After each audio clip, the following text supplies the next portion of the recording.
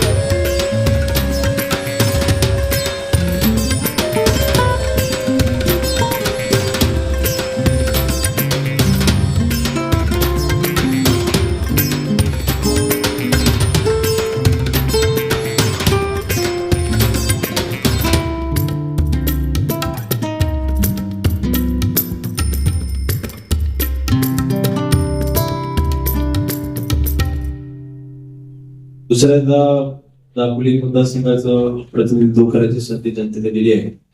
परंतु हे आमदार म्हणून काम करत असताना नेहमीच सगळ्या प्रशासकीय करायची मला हिंमत वाटते.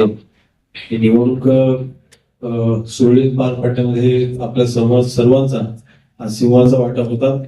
एकही बूथवरती कुठेही भांडणे नाही, कुठेही भांडण नाही.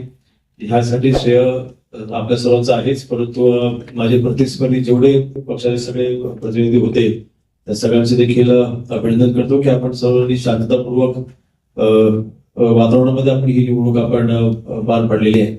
आणि जे प्रतिस्पर्धी मध्ये जिंकू शकले नाहीत त्यांच्या देखील मी त्यांना देखील शुभेच्छा देतो. आणि दापोली मतदारसंघातले जनतेने दिलेला हा निकाल आम्ही सर्व अगदी आनंदीपणाने स्वीकारतोय.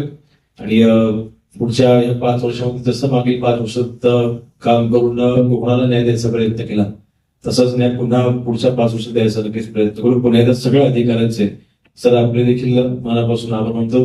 आपल्या सगळ्यांचेच मी मनापासून आभार मानतो. धन्यवाद.